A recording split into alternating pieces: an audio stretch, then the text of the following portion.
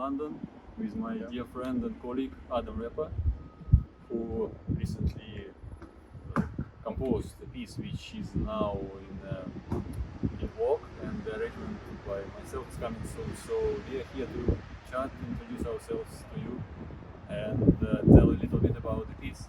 So, Adam, nice to see you again, stalwarts in London, place where we spent so many years studying. So tell me how the piece was going actually. How did you compose it, and how long did you spend on it, and your thoughts in general while you composed it? Well, first of all, can I just say it's a pleasure to see you in the flesh, Vlad. Yeah. It's been a very long time. We've been through very difficult times. Half a year. To answer your question, the piece was conceived by a joint effort of ours of creating a piece that would be of epic proportions, let's just say. So something that can speak to not just a few people, but everybody. Really. Yeah, that was really the goal. Yeah, I think, to make it hard and classical, but at the same time, obviously, easy for understanding. Yeah, so that's you managed it.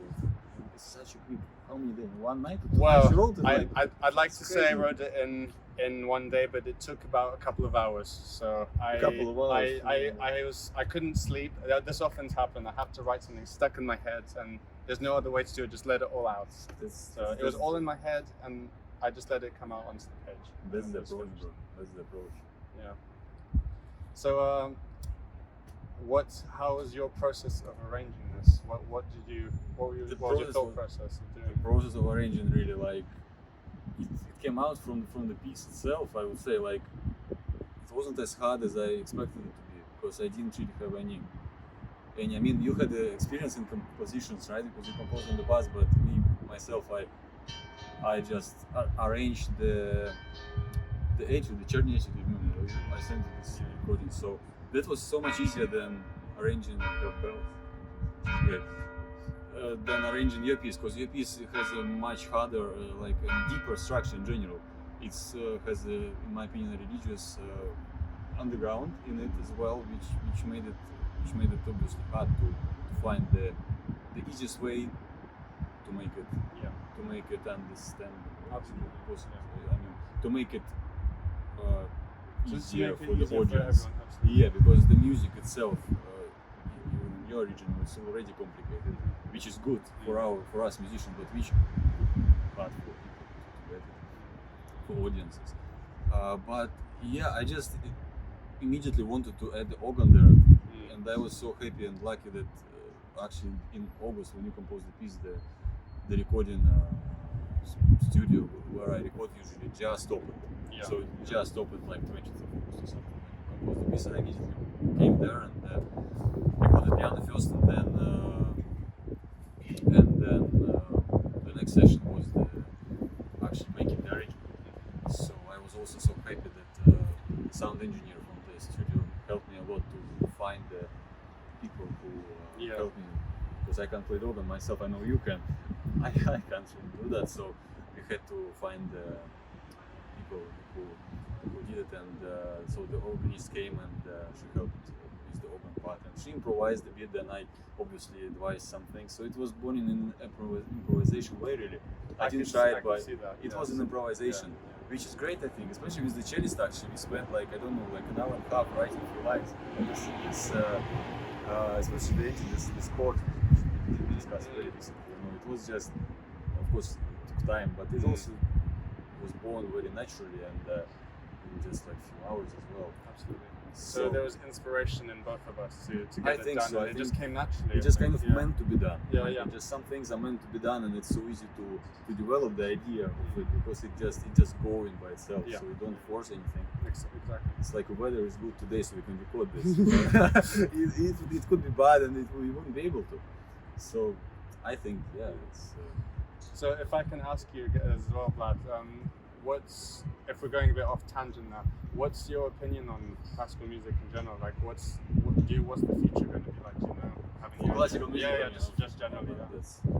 I now remember how many times we discussed it before the pandemic. Before, when we were students, we always spoke a lot about it. But now Oh, we used to go study in Royal Academy of Music. Exactly, just down the road. So and which is music just such a there, big yeah, part. it's Absolutely just there.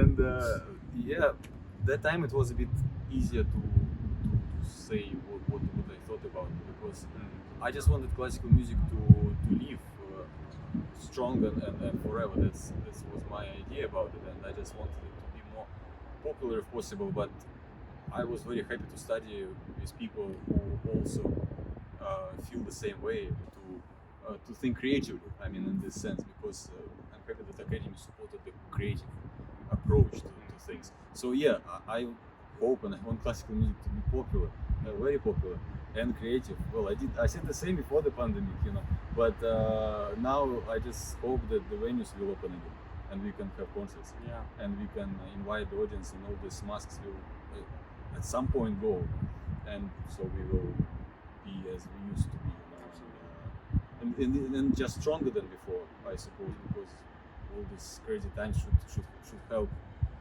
us become stronger, even if we feel really down sometimes, which I'm sure, like, not only us but also musicians feel. I'm sure so. Well, I can imagine a lot of musicians feel like they've lost the purpose almost. Like, I think Yeah, one exactly. third of musicians in the UK are quitting their jobs as musicians. I heard about that, and that's crazy. But I just never be like that. I just believe they will come back to it, because I was at the age of really changing my profession in a way, because it's really during summer I felt really out of rails. Yeah. Yes. It's out of touch, piano touch as well. Absolutely out That's of something we absolutely out of never touch. neglect, Yes, whatever yes, happens. yes. Absolutely. But now we are back, and we are back to positive thinking. Which is very important. But what do you think the world will be after pandemic in general? What's your opinion? Because you live in a different country, and I spent half a year in my home country, which is its own view, and things. Yeah. What is your view? My view on things. Well, that's a tough question. It's not an easy thing to answer, because this is something that the world has not been in since the Spanish flu and the end of the First World War. So a long time ago. There's no one alive now who's had that experience. Everyone here it's a fresh experience for everyone. We're all in the same boat. We all have to deal with it. But as things happen, there's always a light at the end of the tunnel. There's always a hope at the end. Well, and I'm guessing after that, whenever it happens, next year, whenever, I think people will start understanding how important not just their careers are, but also friendships and family by far. We need to maintain so the sort much. of Because it made connections stronger. Yeah. It made connections stronger. Yeah. With family, with true friends. Yes, absolutely. Remember us, we spoke by Skype. More than before, obviously. And, So I think the main thing that will change is that we'll be more in touch with each other. The values will be will be different. Yeah, I think. Yeah. I completely agree with this.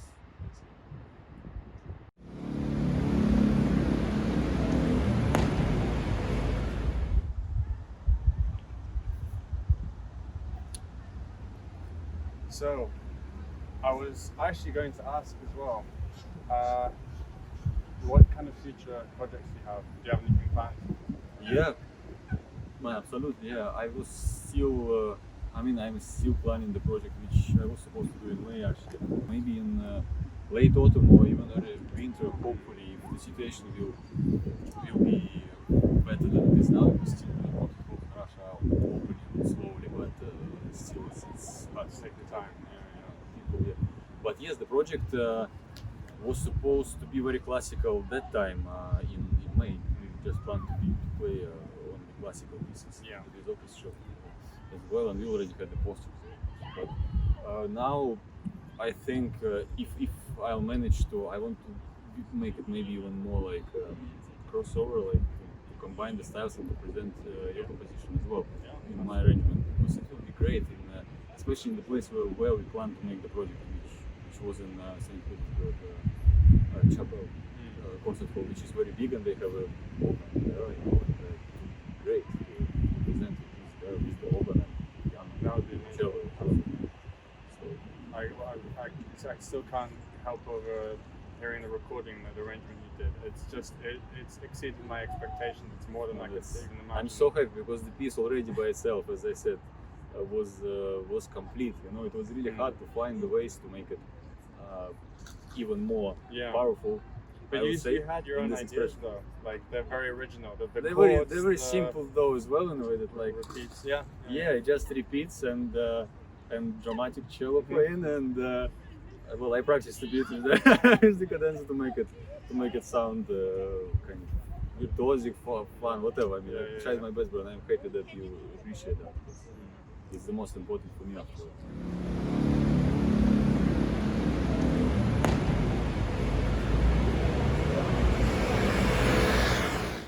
I was thinking in general, even when I was just doing the arrangement and recording it, what do you think about making a film on your composition and my arrangement? What is your opinion about it? Because I'm now thinking about the script. To be honest, although I'm not a director or a scriptwriter, but still I'm thinking to make it not just a music video, but a real short film. What do you think? What's your opinion about it? I mean, are you thinking of going along the lines of what pop music industry do, having these sort of videos? Not really, no. Much more dramatic. I would say much more dramatic and more like a real movie, not just a short like pop industry does, like a short kind of clip with I don't know what bright colors and something like that. Not necessarily this. It should have, in my opinion, it should have a deep message in it. I mean, the music has the message by itself already, but the film should perhaps have even maybe different message. So it can either support the message which is in the music, or it can go towards other direction a bit. I don't know yet, but it either can be a contrast or a support of the idea which is in the music. But well, I think to answer your question, I am completely supporting that kind of view, because for classical music, often people listen to long recordings of pieces. Yeah, exactly. And there's no other stimulus that you can have, visual stimulus that can go along with it. We live in a world now that things are changing so quickly. And people's attention spans are much shorter. But classical music, if it has that extra medium, people will be listening to this, but also watching YouTube videos. I would think it's it makes sense to have something to go with it. It adds to the experience. You can choose, obviously, not to watch it, just listen. But then you can see a sort of different approach, different vibe that gives that. Yeah, I think that would be an excellent thing to do. Absolutely. Yeah. Because the main goal of everything we do, after all, is to promote classical music, to make it as we spoke before, to make it as popular as possible, as creative as possible, and in our case also to make it independent in a way that it's not like anything else in the industry. So that is why my question actually would be now to you: what is your goal as a musician? It's a big goal. It's a big. It's a big question as well. It's a big question. Well, I hope it's a big goal as well. Yeah. No, I mean, in general, now maybe it changed, because last time we spoke about it also, it was before the pandemic, or maybe by Skype when the pandemic came. But still, it is very important now in the circumstances which are now. I think we all have our goals in life, not just in our chosen work in music in our case, but there's a lot of things that change along the road. I do think that as long as we stick to the same end goal, it doesn't matter what happens in between. You have to adapt every time. And if you have to take the punches as well, I think that if I can compare to boxing or something. Well, if you don't have goals, you always have to take a punch. You have to take the punches, and this is the biggest punch we've had in a while. But did it influence your goal? It didn't influence the goal, but it influenced my approach to my goal. And my goal is still to bring classical music in maybe a more modern sense, but it's still the same essence of the emotions that classical music brings. I think nothing can beat that in other genres of music. And my goal is to make sure that it's something that people can listen to breathe, to live this kind of music for the rest of time. And that's an amazing goal. Yeah, well, we'll see how this works. But it's very, how to call it, a goal which brings peace in general to the world and people, which peace is a necessary thing nowadays, I think. And I think you will agree with me that classical music is the ambassador of peace. It always always was really, and it was in the 20th century when there was Cold War between Soviet Union and the United States. It was afterwards. Any situation, classical music remains the ambassador of peace because it mostly, especially our music, which we do, which I perform, which you compose and perform, the arrangement is without words, which makes it very personal. independent also by itself and very personal. So it's very peaceful. Anyway, it can be dramatic, it can be in minor, in major key, but it's still peaceful. It brings peace to the one who listens to it, and it's a language that we can all understand. Exactly. Yeah. And it should remain the ambassador of peace, I think, and I suppose it will do. Everything depends on us. It does. Well, I hope that we can both bring this sort of goal through our joint collaboration. It would be great to have this. It's just the beginning. It's just the beginning. Yeah, there's much more to come, I hope. Very nice to talk. You too. So good to see you.